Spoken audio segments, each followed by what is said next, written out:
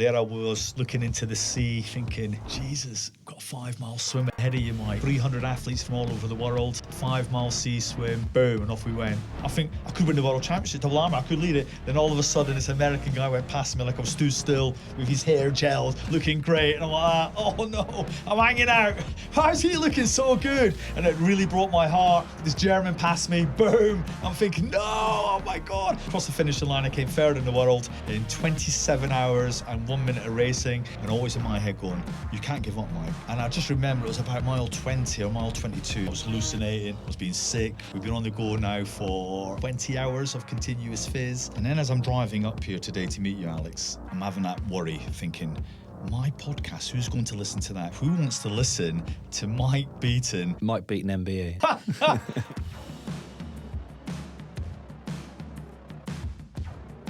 I'm interested in exploring how you went from leaving school with no education to joining Royal Marines, competing in triathlon and Ironman competitions for Team GB, qualifying as a fully trained chef, advising the Scottish Rugby League team on their nutrition, and being on Her Majesty Queen Elizabeth's birthday honours and being awarded the MBE. When's the book coming out? Wow. When you say it like that, you sort of take a step back, don't you? Because I didn't get the number 10 bit in there either, did yeah, I? yeah, you missed the number 10. Actually, there's a load of you missed right there. And then, when someone else talks it like that, I think as guys, maybe in the armed forces, we tend to just crack on because it's the job. And it's until someone repeats that back, you go, oh yeah, how did we get there? And because it can be quite a bizarre life in the world of a military person, whether that's male or female. And like I've always said, I suppose what you put in is what you get out. But I suppose rewinding right to the start, Scottish education, leaving school with no education. I'll slightly correct you on that. Go on. I managed to get my Scottish arithmetic O level. I even laugh at that now because back in 1986, when I sat my exams, 1986, my God, that exam actually doesn't count in England. And and over the years, obviously, that arithmetic level has actually been dropped, and it's now that whole maths one, however that works. Yeah. But that's all I got. So, okay. My schooling career was certainly different. I was not very engaging at school, if I'm being honest. Yeah. I was going to say, what was your childhood like then? So childhood was good. Mum and dad are still here with us today, which is great. Got a sister, and she's 4 years younger than me, my Fiona. And Frank, my dad, was a Royal Navy. He served a good time in the Royal Navy and had a great time. Mum was sort of part-time work, looking after the family, as dad would be away a lot. And then school was school. I was big into football. My team was Dunfermline Athletic Football Club, my first love, and then which is still my first love to this day. And so left school.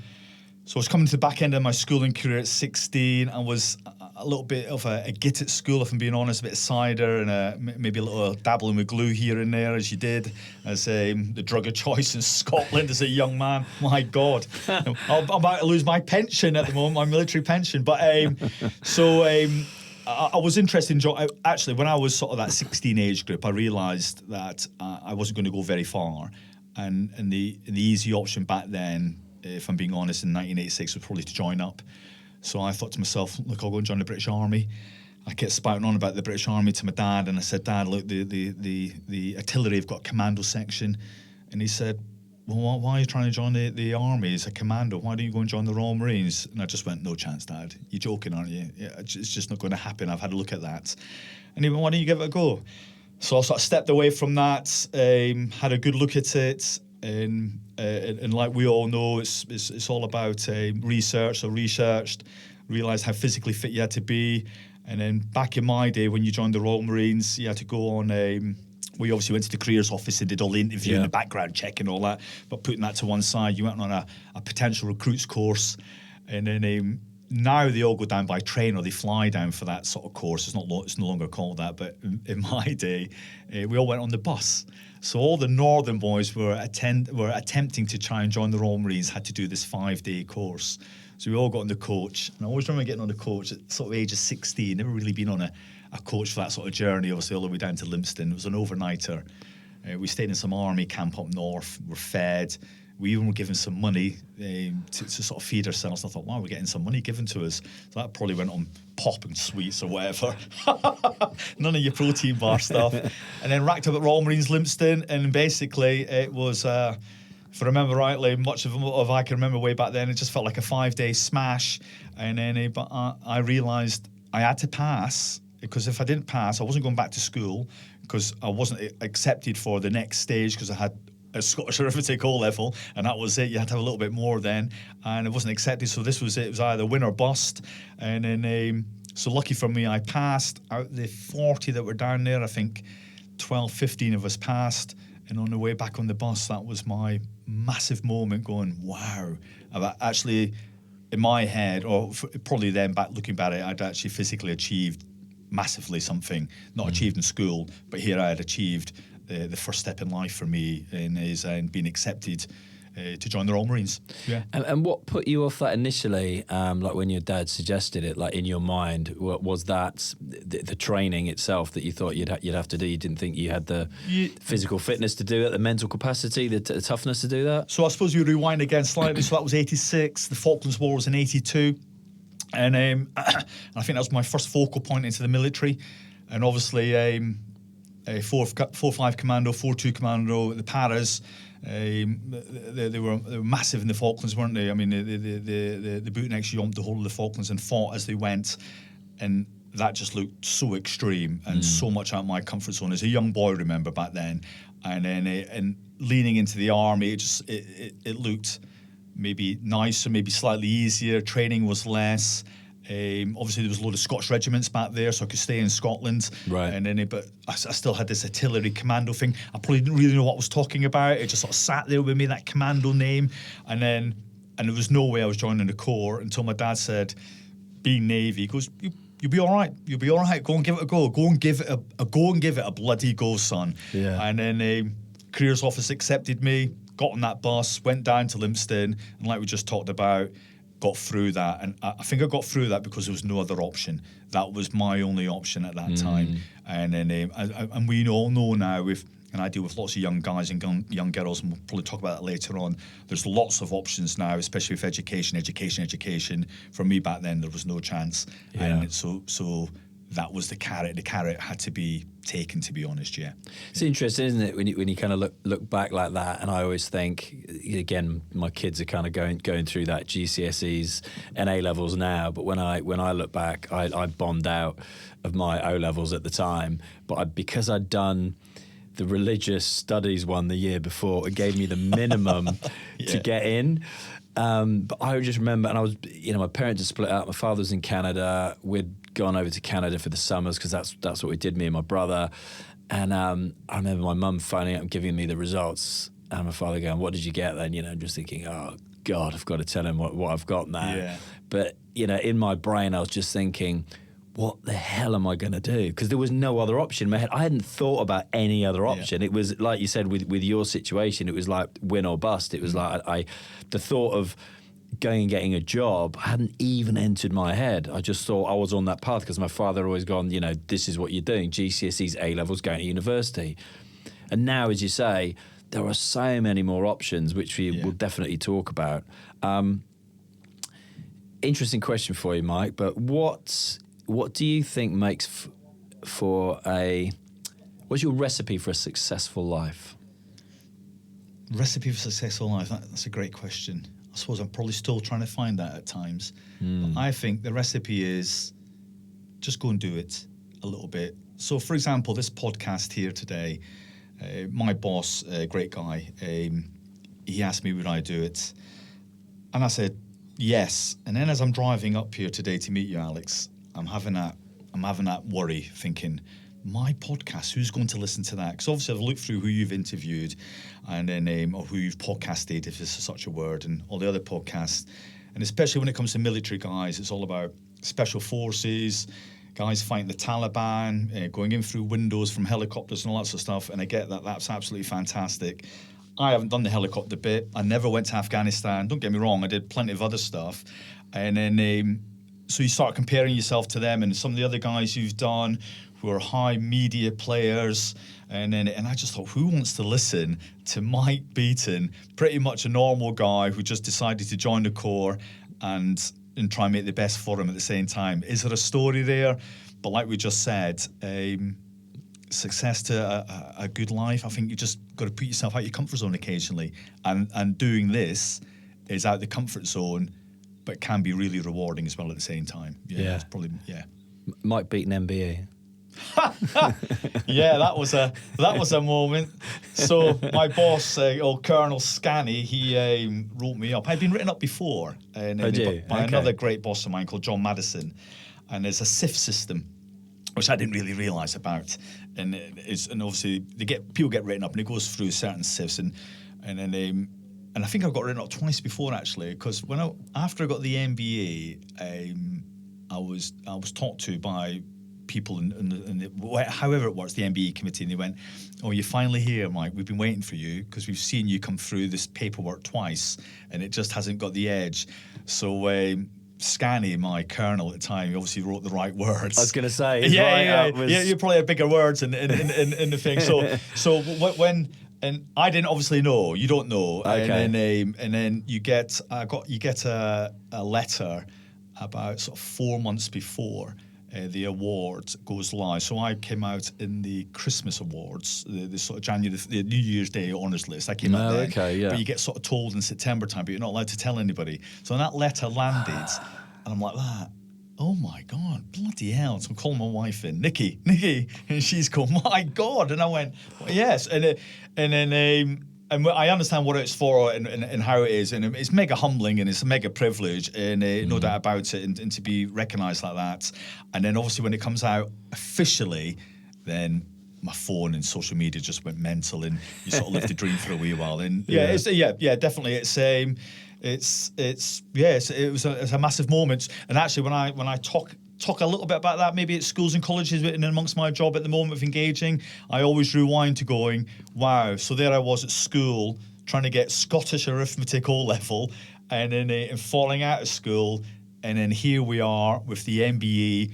All those years later, and life's a big journey, isn't it? Life is a big journey, no doubt about it. Yeah, and I'm sure, again, if someone had said to you, when you were 16, that you would go on to get an MBE, you would represent Great Britain at sports, those kind of, and then you'd mentioned to me about the Prime Minister's wife getting hold of you on social media. Yeah. You would have probably laughed your head off and gone, what on earth are you talking about? Yeah.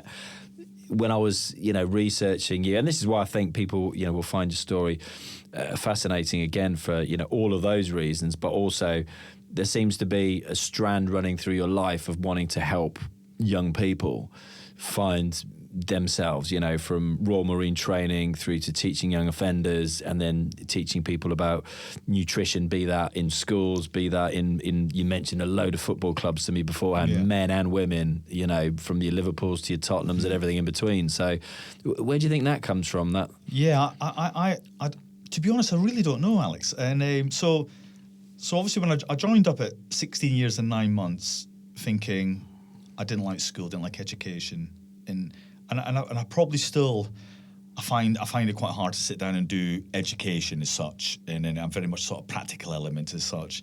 But at 16 years and 9 months, there I was on Edinburgh Waverley train station saying cheerio to mum and dad, and I very much tell that story, saying cheerio to the safety blanket of life as such, and getting on the train at Edinburgh, and it's 10 hours down to Exeter back in the day. It probably still is now, to be honest.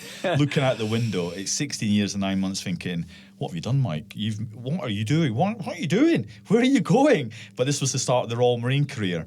Don't get me wrong, the PRs, the potential recruits course, we're all together, we're all on the bus, aren't we? And it's all of a sudden you're on your own, and then and off down the train you went, and got down to Exeter, changed at Exeter, got on the little train to the Royal Marine Lympstone. We've got our own little train station at Royal Marines Lympstone, and then you're met by the drill instructor. Obviously everyone else is on the train, we're all looking at each other because we're all suited and booted and razor haircuts like that. My God.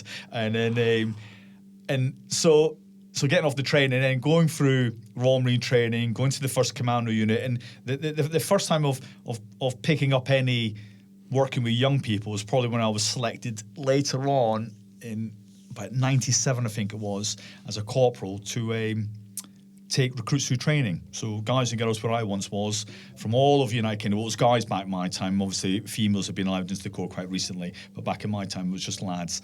And then, so there I was asked, would I like to take recruits through training? And as a corporal, obviously, I'd got to the certain my what I've been doing, because you get written up on what you're doing. They'd obviously accepted that, and I was good enough to do that.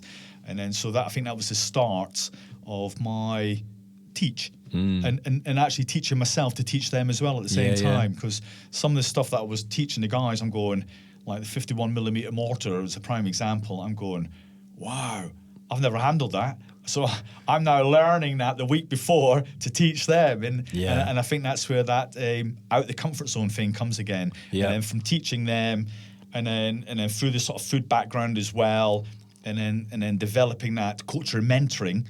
And then young guys, so from corporal to sergeant to colour sergeant, and then falling into this job that we do now, going around the United Kingdom, engaging with young guys, young girls through the platform of food, and basically teaching. Yeah, I suppose, there was no, where am I going with this? There was no rush to do that. It's sort of fallen that way, and I've grasped that, going, this is what it really is. We need to do the food bit anyway. It's a key skill that we're not teaching very well. We're not teaching full stop, actually, after year 9 at school. So we need to engage, and engaging through food is that key skill. And then where else are we going with that again? And that's where that sort of teaching in trying to develop young people into the person that they want to be, not developing them to be in the Royal Marine, developing them to be what they want to be, or trying to develop them and get them on the right pathway. I think that's where all that sits. And then, did you find that rewarding from day one, or is it something that you kind of like leaned into as you've? Yeah, no, I think the food bit and the teaching and the life storytelling and all that sort of stuff is rewarding all the time. And now, don't get me wrong, all audiences are different, and you're live. So whether they're 15 or whether they're 25, and then I always give it the same vigor. I'm out front, I'm presenting, because somewhere along the line, you might have an audience of, say, 40, or you might have an audience of 250, sometimes big year groups. Maybe 90% are not interested whatsoever, but maybe there's 2 or 3 guys, or girls for that matter, who you might just put on the right pathway. They might just change them. So that's how, always in the back of my head, there's somebody out there going, I haven't thought about that, or, all right, I see what he's trying to do. Maybe I could do something like that. And I think that's where that sort of sits with me all the time, realising that you could be changing somebody completely. So it's got to be done properly and correct. It's interesting, isn't it? And that's kind of my attitude with the podcast, been going 7 years, is that if and I've said to you off air before, like a lot of the messages I get are from, young lads specifically, and we've really seen, like with the YouTube channel, that it's like, I think it's something like 87% male, aged in those kind of like teens, 20s, 30s. And you're like, well, if just one person takes something away from this and takes an action that moves them closer to that goal, or even puts a thought in their head that they just thought, I didn't know I could possibly do that. And, the people that I've gotten on the show, whether it's, so we were talking before, whether it's like Stephen Bartlett, who dropped out of university and now everybody knows who he is, or we were, talking with Jay Morton, who's been on, SES, Who Dares Win show, but, he went into Mountain Troop. He said, he was like, a rat from Preston who was just drinking cider and smashing windows, and yet, that kind of sliding doors moment that you have that changes your life for the better. And he said, for me, it's, the one thing that I didn't want to go into was Mountain Troop. The one thing I didn't want. But he said, now it determined my future path. He's now just joined like an adventure company, and he goes, it's my love of travel, my love of adventure, my love of being out into nature that, again, at 16, if someone had said that to me in Preston, I would have gone, what are you talking about? That's never happening. Climbing Everest with Nims, who's got, the big Netflix movie. Yeah. No chance, So, no, I love that. It's really interesting. You mentioned before again, you haven't done that bit of jumping out of the helicopters and all the rest of it, some of the special forces guys, but equally, you've been on tours of duty. What some of your kind of formative experiences like were going, starting out in your journey? So I suppose my first tour of duty, theatre, conflict, operation, whatever you want to talk about. I was West Belfast, 1989, and then that was a massive eye opener. I was serving with 4-2 Commando Royal Marines, and then and off we went. That was actually a summer tour as well, so all the marching, seizing, and all that sort of stuff. So that was great. And then that led into South Fermanagh as in bandit country, and then that sort of first 7 years as a sort of Royal Marine on the ground, and at the same time gaining some chef qualifications as well. A mixture of Northern Ireland out to the jungle, Brunei, Belize, and out to Norway, and always enjoyed Norway. Yeah. And then I think most bootnecks or most Royal Marines enjoy Norway just because it's cold, it's mountainous, it's blue sky. It's hard work, but really rewarding. For me, I didn't like the jungle. It was quite hot and sweaty and sticky. And then I found that quite difficult, actually. But like we know, that's comfort zone stuff again, isn't it? And then after about 7 years of 7 years of being a Marine on the ground, and then and with the chefing qualifications at the same time, was asked wasn't asked, was sort of given the opportunity to become a corporal. And then so onto the corporal's course we went, which was mega demanding, if I remember rightly. Well, I still do remember. Sleep deprivation like you wouldn't believe, and becoming a corporal in the Royal Marines is about teaching to lead 8 young guys into theatre as such. So a lot of coaching, mentoring, and understanding the battlefield, etc. So no matter what you are in the Royal Marines, whether you're a sniper, a driver, the chef, the sigler, all that sort of stuff, everyone does. That's the great thing about the Corps. We're all Royal Marine first, job second as such, and it's the same for becoming a corporal and becoming a sergeant. So came out the other side of that as a corporal. Then from there it was on to, if I remember briefly, just going through the career quite sort of in bitties, onto Sierra Leone. Was a corporal in Sierra Leone? I was a sergeant in Sierra Leone. So actually corporal, then we went out to a couple of trips to America. That was always great because the time off was always good. So work hard, play hard, like I talked to the guys and girls in the schools. And then I was picked up for recruit troop training. And actually, I'm remembering now. So when I was on a Caribbean trip, I was on my 3rd Caribbean trip. And as a corporal in the Royal Marines, we seemed to be doing Caribbean like it was going out of fashion at one stage. Actually, the first Iraq War, 4-2 were put on immediate move to go to Iraq, and the rest of the brigade were getting ready for Iraq as well at the same time. We're all packing to go to Iraq, and then lastminute.com, we all went to the Caribbean instead. No. So a lot of my mates went to Iraq, and I'm sending them postcards from Montego Bay. It was just crazy. It's just a crazy life sometimes. A great life, but a crazy life. But I remember on my 3rd Caribbean trip, I sort of, sometimes you can sort of fall in with some guys who may be fed up with work and they don't want to do the job anymore. And I sort of went down that line slightly going, I could do with leave, and the grass must be greener on the other side. And I do tell this story, the grass, and I just fell in with not the wrong crowd, a great bunch of lads, but they were all sort of done 7 or 8, 9 years and gone, I've had enough of this. And I thought, well, maybe I've had enough as well, but I was only being directed by them. And I didn't realise I was being directed by them. It was sitting in my head. I wasn't having a great trip. It was one of those trips that it seemed to be quite difficult. It was just, it just wasn't, actually probably wasn't the trip. The other 2 trips were really good, and this one just wasn't good, and it just felt this was my time to leave. But then I came back from that Caribbean trip with 4-2 Commando, and then I was slightly take recruits through training, and that was the moment, I think, in my career. Here we are, Mike, we're game on now. Went to Royal Marines Limpston, and given my first recruit troop with another training team was it 4 corporals, 1 sergeant, 1 officer, and hit the ground running. And it's a massive privilege to develop a young man from being at the train station day 1, week 1, to pass him out as a Royal Marine 32 weeks later. Actually, I've done 3 troops. I can't remember them, but they always remember me. And actually, one of my new bosses in my office, I came into the office and he just joined us, and he went, "All right, Mike." And I went, "All right, sir." And he went, "You won't remember me, will you?" And I went, "No." And he went, "You backtrooped me."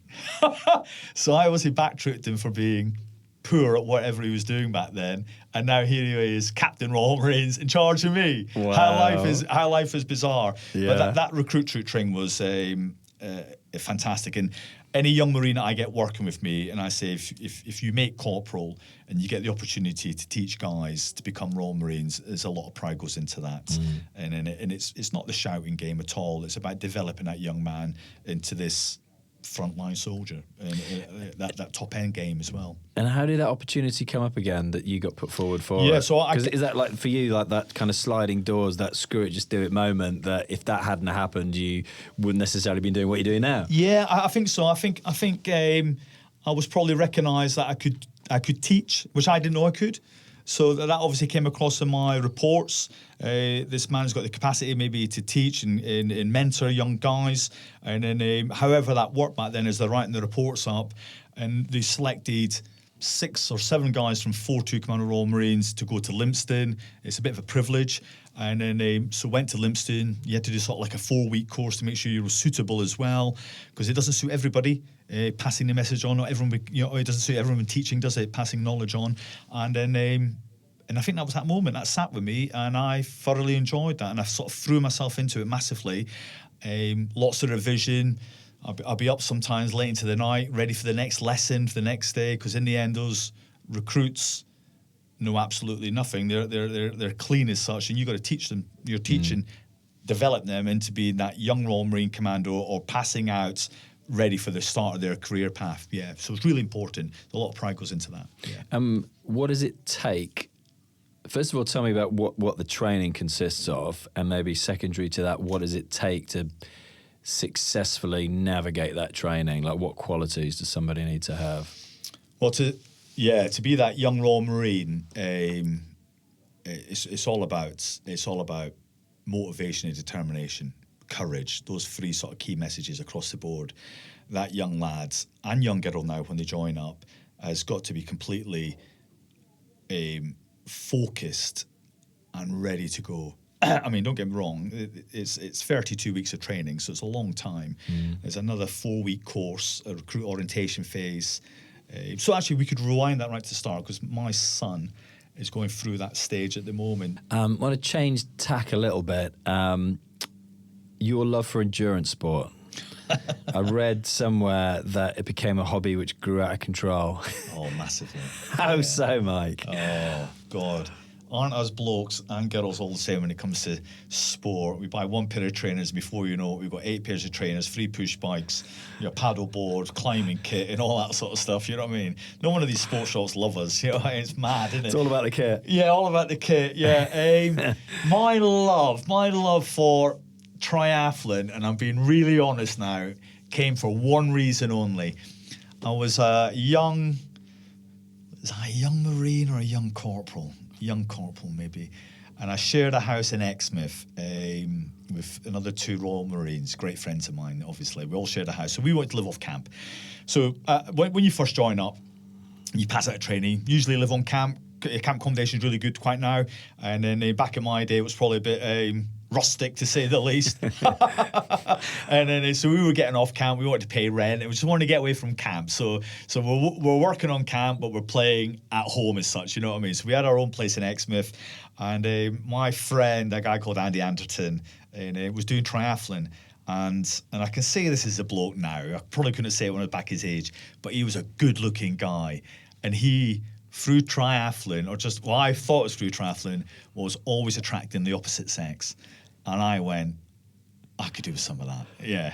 Whether it was triathlon or trying to attract the young lady, I'm not quite sure. And my wife listens to this. Anyway, so I went, I'm going to do triathlon as well. And then, so my very first race, and I still remember to this day, I went up with Andy to Southend-on-Sea. And then, and that's where he came from. So he said, do you want to come up, Mike? And it was Olympic distance. So Olympic distance was 1,500 metre sea swim. I'd never been in the sea before, unless it had been with the cord jumping around. 1,500 metre sea swim, 40k bike followed by a 10k run. Anyway, back then, there must have been maybe, I don't know, let's call it, there was 500 on the start line. We ran into the sea, and I was second last out the water in about 55 minutes. And it's so much so, his girlfriend, Max, thought I had drowned. You know what I mean? And it was just crazy. Then onto the bike, which probably took me forever, and then onto the run. But then I crossed the finishing line. Let's say it was probably sub 4 hours, and I was probably bottom 10. The buzz. I've just done all that, and the buzz was massive, and then it was straight into the pub on Southend Sea front, and then we got on it, and it was great, and I was buzzing, and I was in the sunshine. I just done all this, didn't care what I want, and I threw a load of beer down my neck, and that was me sold. And then from there, like we just said, Alex, it gets out of control, doesn't it? Started racing properly. Realised I really enjoyed the triathlon, and then so I did a couple little races that year in my first year. Then the second year I went, right, I'm going to do all distances to see what suits me. So I did a sprint, did the Olympic, which you just talked about, the half Ironman, which is basically a 1,800 metre swim, 56-mile bike half marathon. Loved that. And I went, let's go to the next game. Let's go to the Ironman. So I went and did Wolverhampton Ironman, which is basically a 2.4-mile swim, 112-mile bike, followed by a marathon. Boom, loved it. And then it had a great time. I can't really remember my time, my first one. I want to say it was about 11 and a half hours. And then the buzz of finishing those distances were great. And then that was me hooked into ultra distance or endurance distance. Onto training camps, I went with the Navy and the Royal Marines. They helped fund all that. And then I racked up at a race called Powerman Guernsey. And all the sort of top boys were there, Matt Belfield and a few others, all these GB athletes. And it was basically, Powerman Guernsey was a duathlon, which is another arm of that sort of triathlon world. And it was a 10K run. And off the top of my head, I want to say we're going back some time, a 50K bike or a 60K bike, followed by another 10K run. Anyway, everyone off, great race. I actually got yellow carded for drafting back in the day, and then so I got done for drafting. I take my bike back. Cut a long story short, at it was a qualifying race for Zofingen, which is the World Championship duathlon, and they called it it's the Hawaii of duathlon, the Hawaii Ironman, and this was the Hawaii of duathlon, Zofingen in Switzerland. And then so if you did well in this race in your age category or overall, you could get selected for GB. And how they did that back in the day, they sort of did a roll down because they're trying to get rid of the places as well at the same time. So wherever I came, let's say I came 7th or 8th or 9th, whatever it was overall, so I had a great race. The first two guys took the GB slots, and there's a few other GB slots, but the next couple of guys obviously got something on, other races on. And before I knew it, my name was, and Mike Beaton, would you like the GB slot to Zofingen? And I went, where's Zofingen? Right, and I went, yeah, this is what we're talking about, out of the comfort zone. I went, yeah, I'll do that, why not? And then a guy called Pete Walker, he was doing it as well, and I went, oh, I'm glad Pete's doing it. Actually, Pete bailed out, and he went to Nice to the World Championships, so all of a sudden I was on my own. But anyway, I said yes to this offers, came out of the audience, got my sort of golden ticket for a better name, and then 3 months later, there I am flying out to Switzerland with the GB squad, or meeting up with some people, and then I'm this guy going, what's going on? I shouldn't really be here. I'm only on roll down. Anyway, Zofingen is, like I said, is massive. It's huge out in Switzerland. It's a 10K run initially, but they start from a stadium, and it's full. The Europeans love endurance. They come out and watch that, as we all know, especially with all the tours. So, as in all the cycling tours. So it's a 10K run, and then followed by a 150K bike, and then 3 laps of 50K. And the weather was horrendous, followed by a 30K run. And basically the 30K was up to this mountain, and then it wasn't all the way down then. It was like a roller coaster all the way down. So it was really hard. But anyway, so on the run, boom, off we went. And then and it was bloody Baltic, but you soon start heating up. Came in back into the stadium. The noise was tremendous. Big screen, big commentator. The Europeans do it really well.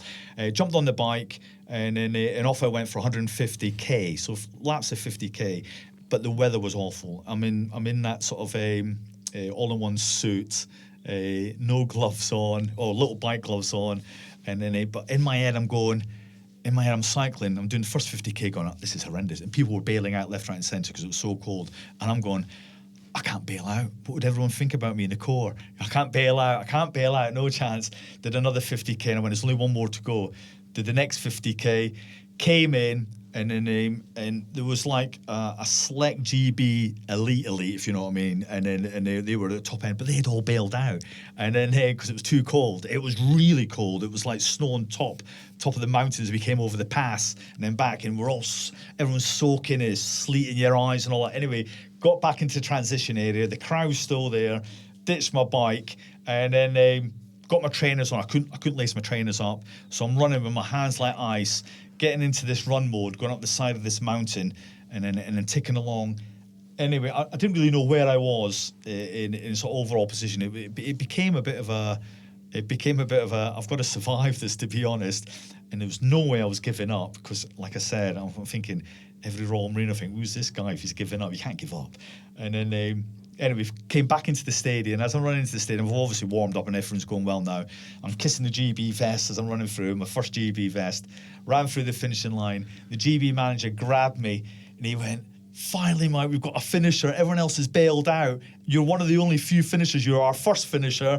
So what do you want to do? Do you want to go to Japan with me next year?" And that was like my reward. And I went, "Yeah." There and then just across the finish line, he'd already booked me onto the flight to Japan. And then the following year I went to Japan, and then I went to Denmark and all that sort of stuff. The Corps funded all that, and then and I just loved all that. Ironman triathlon or half Ironman or certainly the endurance aspect of it all. I mean, some of the races, I remember racing out in Ibiza for GB, and it was a 4K swim, and I've always struggled with trying to dive in a swimming pool. I can never do it. I've got this mental block. And then we were stood on a wall, and it was like 10, it felt like 20 meters high. It probably wasn't, but it just felt really high. And everyone dived into the Mediterranean Sea for a 4K swim. And it was basically 2K, it was probably about 1,800 out, a little box, and then 1,800 back in. Anyway, I bombed in, did the whole bootneck bomb, or the John Smith's bomb when Peter Kay does it on the advert. Yeah. Sort of bombed into the water like that. And then off I went swimming. And the Ibiza was great. I had a great race in Ibiza. And then from there it was on to the biggest race of my career was that double Ironman that came in that same year. I was going to say I've got that. That was out in the US. That was that was massive for me, and I thought I'll probably still live off that a little bit at the moment. I've always lived off that, to be honest. Everyone that I know will go, "Oh, not that double Ironman story, Mike." But at the time, I was the only armed forces guy to do a double Ironman. And then why did I do the double Ironman? Ironman was becoming popular, and I went, let's go to the next stage. Let's go to the next level. And then and it was in a period back into the Royal Marine career. It was in a period when I was taking recruits through training. So when you take recruits through training, every recruit troop, you have to finish on a 30-miler to get the Green Beret. That's the pinnacle of training, the 30-miler. But so the training team do that 30-miler, but they need other guys to support that. So I was always asked to support a 30. I mean, they were running like 2 a month, and then so I was banging out these 30-milers left, right, and centre to supplement your training. Yeah, 100%. Okay. It was great in all conditions. So anyway, on to the double Ironman. It was the double Ironman World Championships. You had to put like a CV in about yourself to qualify. All that bits and bobs. You had to go and get a doctor's report. Make sure your heart was in the right condition. There was lots of tick boxes to do. But again, let's get to the race. There I was, stood out on the east coast of America, looking into the sea, thinking, Jesus, got a 5-mile swim ahead of you, Mike. There was about 300 athletes from all over the world. And then, boom, and off we went. 5-mile sea swim. And it was done in, like, if I can remember rightly, about 4 or 5 laps. And you had your support crew, which was my ex-wife, and then Jeanette, she was really good, no doubt about it. And she was a good triathlete as well, actually, and very good. And she would support me, so you could come to the pontoon. You couldn't touch the pontoon. Okay. You obviously couldn't stand up, obviously, because you're in the water. Yeah. You get handed a gel or something, so you get a gel down there. Anyway, came out of the water in first place in 1:59 for 5 miles, I think it was, 1:59 or 2:01, something like that, came out. And I'm coming out of the sea, 5 miles in the sea, swimming full pelt. I'm all over the place, feeling dizzy, feeling a bit sick. Ripped off the wetsuit, and then straight on the bike. Straight on the bike for a quick 224 miles. Wow. So got on the bike, It was done in I want to say it was done in 12 or 16k loops, because obviously there's a safety thing going on, and it was basically a sort of undulating through the woods and then back round through the start finish again, and off you went again, sort of thing, for however long. It might have been, I think it was about 20k loops or 25k loops. Anyway, off we went on the bike, and I'm thinking, well, I came out of the water and obviously I was feeling a bit sick and horrible, and then but got on the bike and no one was. So you got your race suit underneath the wetsuit, so that gets stripped off. On with the helmet, on with the bike shoes, on with the shades, bit of banana, something down your neck, and off you go. And I'm going. Half an hour in, I'm all over this. This is easy. This is great. Where is anybody? And then slowly but surely the whole mental fatigue starts kicking in over a period of time. I had a big issue with needing the toilet. So when you're cycling, I should be able to sort of, I mean, you can stop and go to the loo, obviously, when you see the, like, on the tour, but with racing like this, you tend to just crack on. Yeah. And then, but I always found it quite difficult on the bike. My bladder wouldn't let it go. You might sort of stand up from the pedals a little bit so you can relax yourself. So I couldn't do that. So every so often I'm stopping, I'm getting off, and I'm getting back on again, and that's eating into time. So yeah, cutting the bike really short. I think I came off. I finished the turn in 24 miles. I might have been in about 8th or 9th position. So I thought I obviously lost a load of places, and then came off the bike and ditched the bike, and then I didn't know, I did know actually. Sorry. The ultra endurance have to, and this is called ultra endurance, and I've never done this before. They all went and got their heads down. It's for like a quick cat nap for 10-20 minutes. Really? And it's to help recover. So the couple of Germans, they went and got some sleep and all that sort of stuff. And other guys were just sort of taking their time, because the next stage of the race is 52-mile run. So that's how they do it. Yeah, you don't just go like swim, you're against run. the clock, so it is swim, bike, run. Yeah. But some guys went and had some Zeds for a quick 10 minutes, or it's a bit of relaxation, bit of physio, because they've got a 52-mile run to go. And I went, I ain't doing that. Get on my trainers. Off the bike, helmet, shades, boom, trainers on, boom, straight out the door I went. And then so some guys did and some guys didn't. There was about 3 or 4 ahead of me. And then and I went right through the field. So I'm now leading. And again, it was in laps, and I'm leading. I'm going really well. I'm ticking along, and I just remember it was about mile 20 or mile 22, something about that. The whole thing just went Pete Tong. It's like a pink elephant that jumped on my back. I was hallucinating. I was being sick. We've been on the go now for let's call it 20 hours of continuous fizz, and I was in a world of hurt. I'd been taking all the right carbs, proteins, and gels, and it gets a bit sweet, stickly. Yeah, it does. The salt content, I was losing fat and salt. That was really important. And then, so my support crew went and got me a cheeseburger, big American cheeseburger. Really? So I'm running in my GB kit, feeding my face with this GB burger. It's a bit of comfort food as well, but it was the fat and the salt that I was really craving.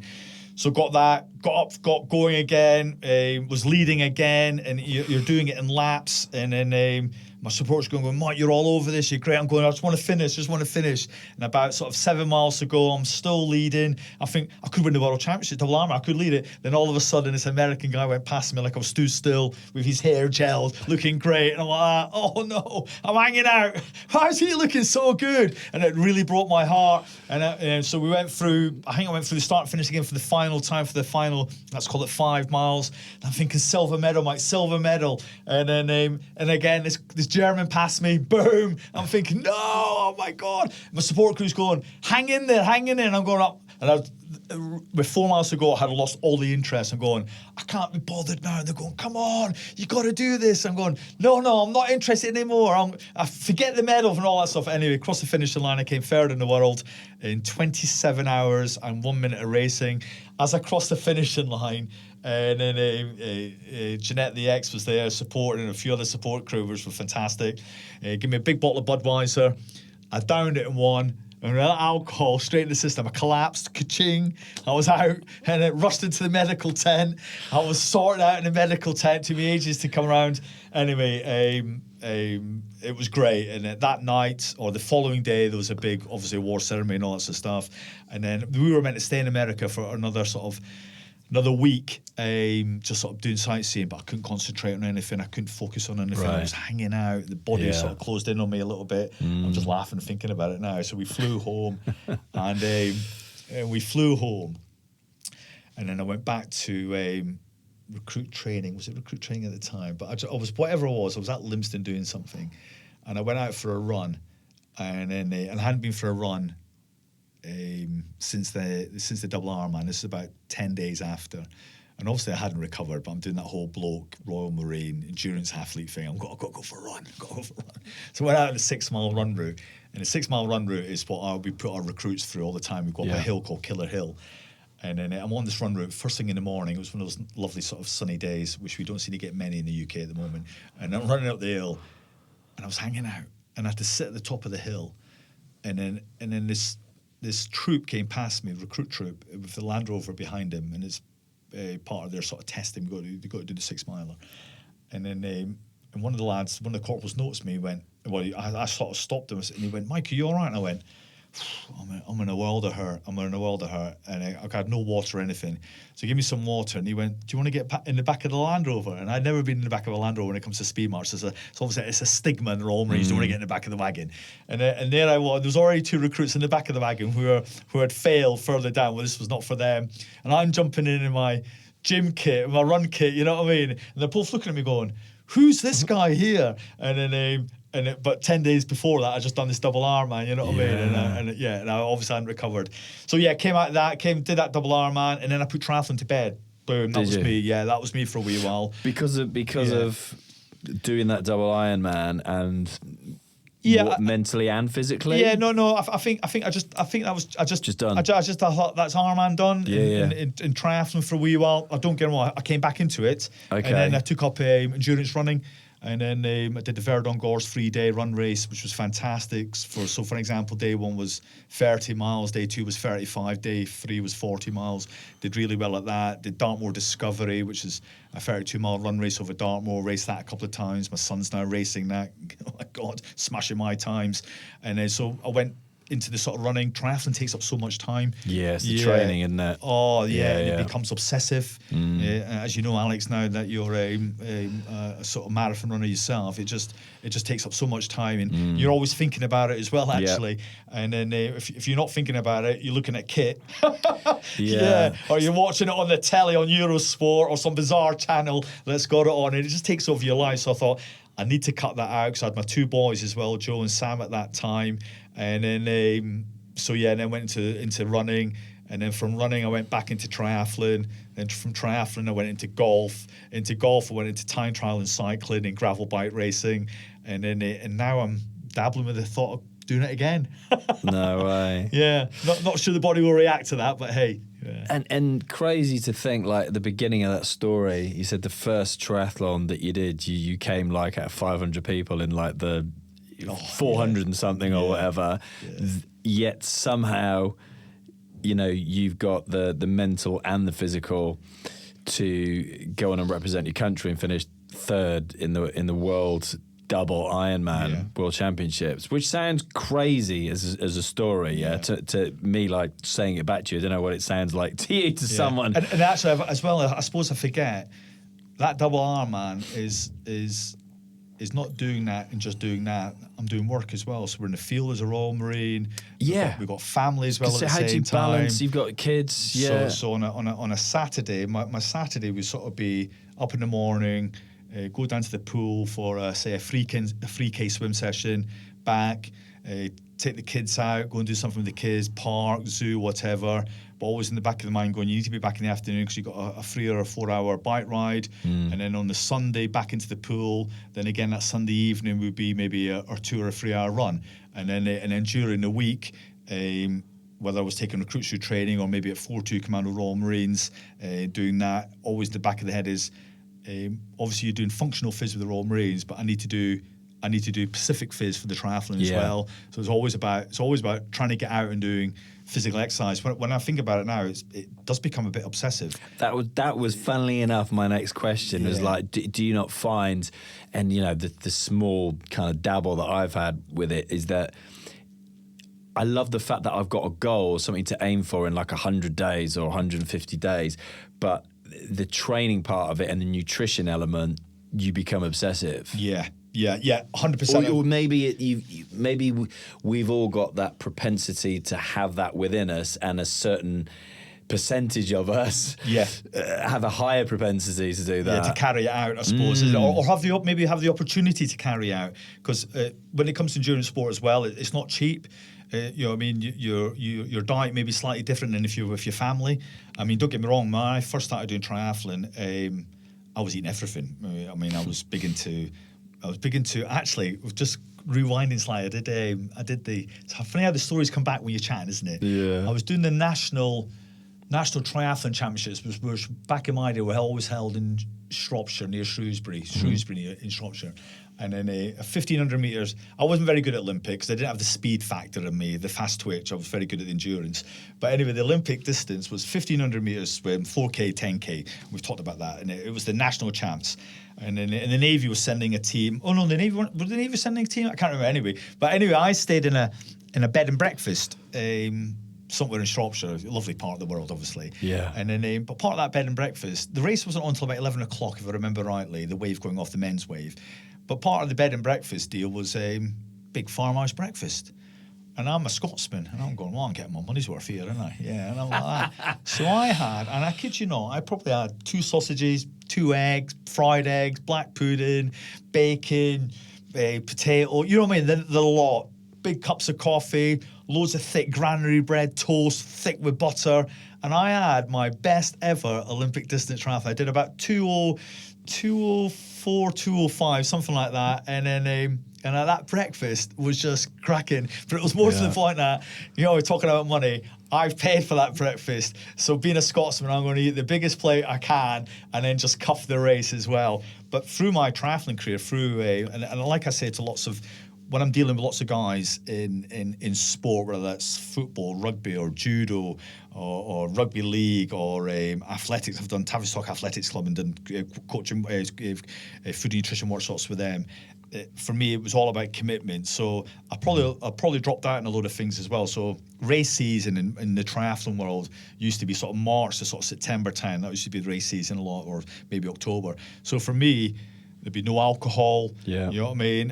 There might be a little binge in the middle when I needed my weekend with my mates, you know what I mean, to let your hair down. So, but the sacrifice was there. Run on Christmas Day, run on Boxing Day, and all that, and just trying to keep that mileage up as well at the same time. So it came a lot of commitment. Came with a lot of doing things wrong, and then not fueling properly to perform. Doing a lot of junk, just doing stuff because I think I've got to do it, and actually resting's really important. And so when I'm, I'm no coach expert. My coaching probably comes from my background, and going, you got to rest. Yeah. If you feel as though you're not in the mood, so someone like yourself, Alex, if you're training for a marathon, you have that day going, I've got to do 4 or 5, 6 miles, but you just don't want to. Yeah. That is the time to go, don't do it. Right. Because that's injury time as well. Right. That's the body saying, I'm knackered. Now, don't get me wrong, sometimes you go out there and after the first 2 miles, you're back into it. Yeah. But if your body keeps saying, I just don't want to do it, and you're forcing yourself out the door, that's when it becomes injury. So you got to listen to the body, you got to sleep, you got to recover, you got to eat. And that takes some time. Every body's body is different, isn't it? And how they fuel that as well at the same time. Yeah. And how much for you, when you talk about like those races, how much of that is mindset and how much of that is physical ability? So, I used to talk a lot about this a lot. So for Ironman, for say racing for 10 hours, in my head, it would be, let's call it 70% training, I would say. 20% would be mindset, which would come with training, but separate mindset, and food and nutrition, and 10% luck. It's just Right. going to be your day. Interesting. You've got to have a little bit of luck, a little bit of bounce on that day. And then I remember racing in Denmark, and then I don't know why I wasn't up for it. And then, but I had but for some reason, all the way the 2 days before the Denmark race for GB again, I just wasn't in the mood. And then on the start day, I was in a great mood, and then off we went, and I was bouncing. And I think because I wasn't in the mood for 2 or 3 days, so I didn't do any light training or anything like that. I ate probably a little bit of junk as well, and that maybe helped me settle. It's funny how I think everybody's different. I don't think there's any one way to do it correctly. There is finding your own way. You know what I mean? And then So we raced Denmark. But I was coming on to Denmark because it just came into my head when you're talking to me like that. So I was on for another sub 10 hour Ironman, and 10 hours is always a sort of pinnacle of that amateur sort of triathlon. If you're pro, it's way down now. You know what I mean? They're running sub 9, all that sort of stuff. But sub 10, or sub 8, there's running. But sub 10 back in my day was a big thing. But I was racing Denmark, and I was having a great race, and I was on again for about another 9:45 race for Ironman, and I needed a loo. Yeah, so I needed a poo. Yeah. And I'm in my tri-suit. I'm on the last 6 miles. I'm first GB athlete again. I'm going really well. But you know when you got to go? You got to go. And trying to go and get out the tri-suit in amongst the trees. Oh my God. In the end, I crossed the finishing line in 10:01. But yeah, that was a bit mad. God, we've gone right off the scale there. We were just talking about food and nutrition. I'm talking about going to the toilet now. But I suppose it goes hand in hand in a sort of funny sort of way. But going back to the food and nutrition and going about the commitment to sport, and I suppose that commitment to sport comes to probably obviously the Royal Marine ethos helped that. Yeah. Yeah, I didn't have any of that at school. Realised the Royal Marines. I think so that joining the Royal Marines at such a young age brought that ethos, brought that commitment, discipline, and then and actually always in the back of my head when I was always racing, that when I was taking recruit through training, obviously recruit through training is difficult and you're leading from the front, so those recruits are looking at you for inspiration, and always in my head going, you can't give up, Mike, because if one of those recruits that you took through training realise you give up your triathlon, how does that make you look? So that always sat there in my head, and it probably does to this day, to be honest. Not to give up on something. Do you have a couple of bits that we need to dive into before we finish, but do you have that, and the only way I can describe it is the marathons that I've done is that you have an angel and a devil, and the one's telling you to give up and the other one's going, but you can't quit. And in my mind, quitting was never an option. It just wasn't an option. I just couldn't do it. And you're seeing, like when I did New York, and it was a bloody heat wave in November, and people are dropping out after 10 miles, getting piled into ambulances and stuff. And I'm just thinking, how am I going to get through this? And I hit like the half marathon bang on target for what I wanted to do, sub 4. And then, shortly afterwards, all of those elements came in with the heat and the sun and all the rest of it. And, ultimately the wheels came off. But I, still completed it, etc. But do you have that same element of these two voices in your head going back and forth, or how does it work for you? Look at you, Alex. You've got all the ethos there of being a Royal Marine. You're wasted doing this podcast. But I think we all have, haven't we? That give up, keep going, give up, keep going, and you play with it, don't you? I used to play with it a lot. I used to play with it a lot in the swim. And then for some reason, it would sit with me in the water for quite a while until I sort of seemed to get over the halfway stage of the water. It was easy to sort of roll on your back, put your hand in there, and a canoe would come over to you and help you out. I nearly did it in the Scottish Championships in Dundee. My mum and dad were watching me for the first time. I came up from Royal Marines Limpston to do that, or 4-2 back in Plymouth, all the way up to do that race. But yeah, I think you're completely correct. And I don't even think it has to be marathon, even 10K, 5K. Yeah. It sits on your shoulders, isn't it? You go, God, I'll just walk. I'll just walk this last little bit. And then, or the other one is, say you're running back home, you go, I've had enough, I'll walk from here. I'll walk from this bus stop all the way back. But before you know it, the next time you go for a run, it won't be from that bus stop, it'll be from like the petrol station or further back. But as long as the good side overrides the bad side, and I think it plays in everybody's head. But I think we can all battle through that. It's a case of battling through it, isn't it? It's a case of pushing it. And we've all got. I've had that lots of times. Going, why are we doing this, Mike? And it's very much. Once I got the swim out the way, when I was doing triathlon, I was in the comfort zone because I always found the swim. It just seemed to be a lot could go wrong in the swim because I wasn't on the ground, you know what I mean? Yeah. And then, but actually, when you're on the bike, you've got to get off the bike because something could go wrong with the bike. It's always playing in your head. And then as soon as you get on the run in an Ironman, you got to try one, Alex. As soon as you get on the run in an Ironman, you're 6 miles into the run, you're going, God, I wish I was back on the bike. I've still got 18 miles to go. The bottom line with Ironman, the race doesn't start until 18 miles to go. Right. Yeah, Okay. it doesn't. If you are racing for a time or a position, for me, always in my head, it's that swim and that bike, and the first 6 miles is the drag to get you to 18 miles to go. 18 miles to go, always in my head. It's game on. It's Okay. race time now. Yeah, if that's what you wanted, yeah, definitely.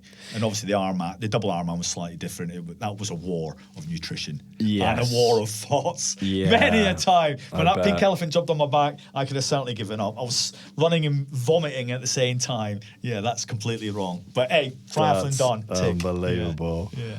I was chatting with Chris Bellum-Smith, world cruiserweight world champion, a couple of weeks ago, and he was saying, like, with his training and his mindset, and the sacrifices that he's made. He's like, I decided to give up alcohol for a fight. That turned into a year. That turned into 2 years. It's now nearly 10 years. Wow. But he was saying, like, the foundation for him is something you just mentioned, is sleep, is rest, is recovery.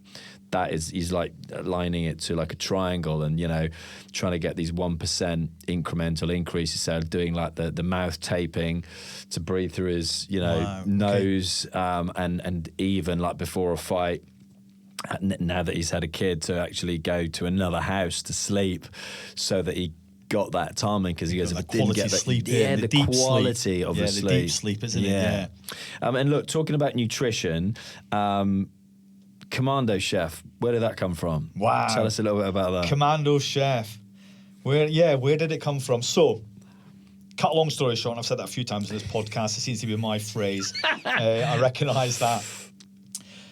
So I did what 18, 20 years Royal Marine, and then I picked up a job to engage with young guys and young girls. I don't like to say the word recruiting, because it's not about recruiting, it's about engaging on what possibilities could be out there for them. And so I took over from some people, and with my physical background, my food background, and all the triathlon and all that sort of, and taking recruits through training, I sort of delivered a sort of phys package in schools, mainly in schools and colleges. And then it really took off when a school teacher rang me. She went, because obviously they were still teaching, but remember they were teaching online. And she went, Mike, can we do any engagement for our guys through yourself? And I went, and I'm not very IT savvy. I'd rather be on the bike, if you know what I mean. And I sort of turned away from that. And I said, well, can we do a Zoom call to them all? How does that work? And she went, yeah, we can put you on or FaceTime on all their laptops through me, as in through the teacher. So she's the authority. And then I said, well, let's do it.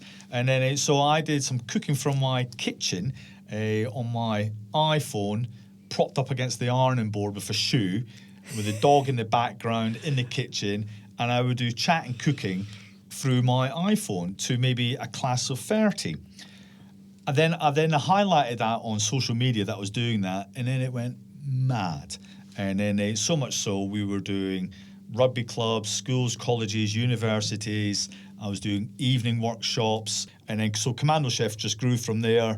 And kept growing through social media, me cooking in the kitchen and putting out meals that could be done in about 2 minutes.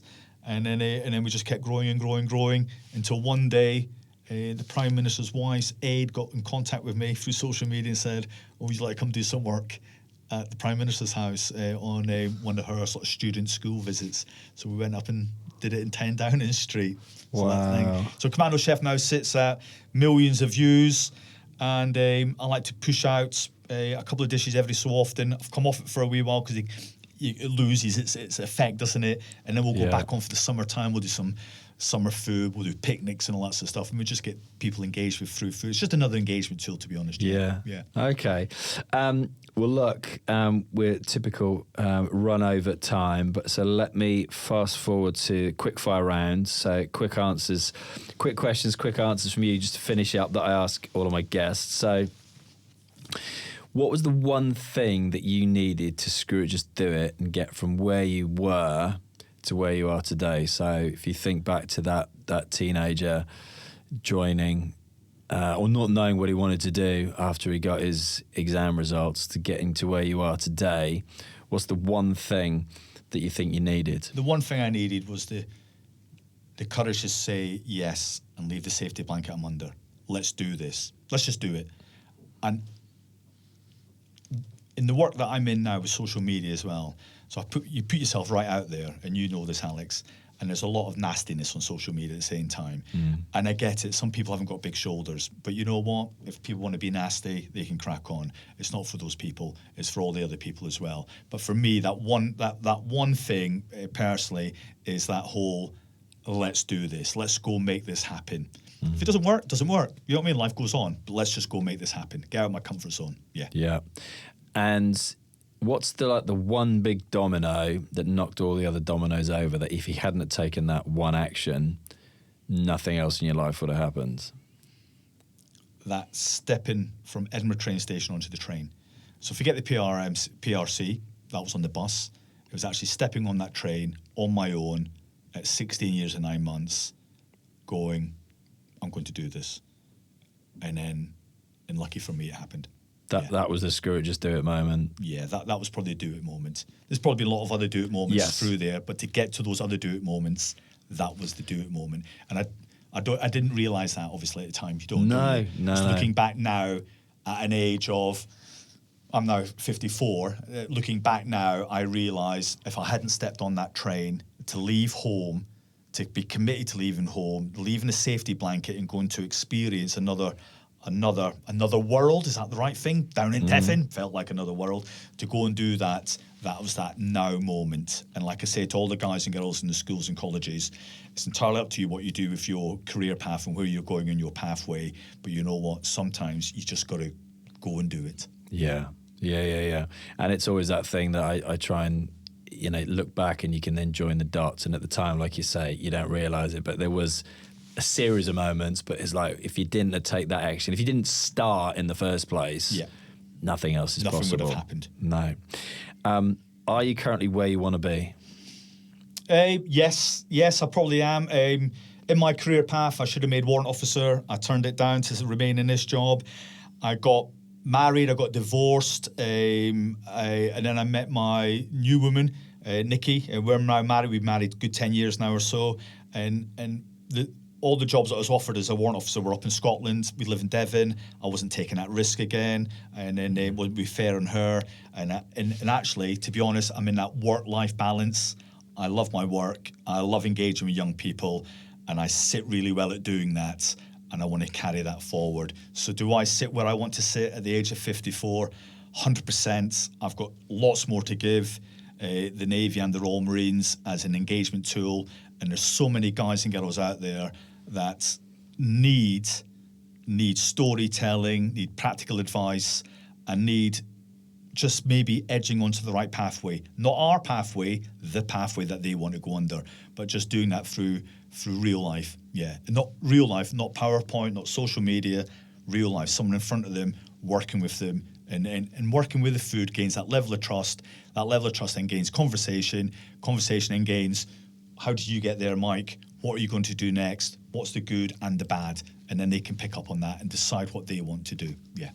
Love that. And last question, Mike. What's one piece of advice that you could give somebody who's wants to get out of where they are and get to where they want to be? What advice would you give someone to get from where they currently are to where they want to be?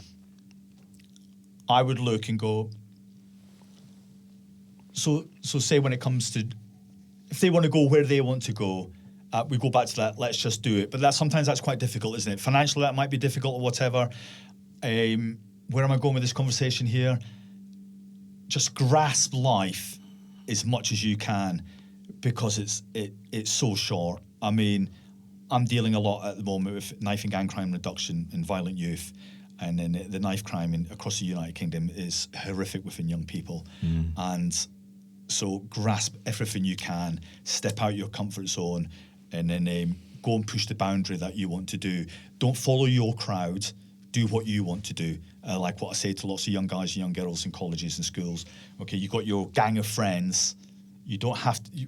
They'll always be your friends, but follow your pathway. Follow your dream. Your dream will change as we move on. You'll make some big mistakes in your life, and we've all done that, and we'll keep making them. But it's about jumping over that hurdle and moving forward, maybe to make another mistake, jump over that, and just keep moving forward. Life is short. Let's live the dream. Mike, thank you very much indeed. It's been Thank an you. absolute pleasure. Thanks for watching this episode of Screw It, Just Do It. Let me know what you thought of it in the comments below this video. Has this episode helped move you closer to where you want to be? All that I ask is that if you enjoyed this episode and that it's moved you closer to getting to where you want to be, that you share this episode so that it helps one other person do just the same. Just ask yourself what small action will move you forward to get you from where you are, then screw it and just do it. Until next time.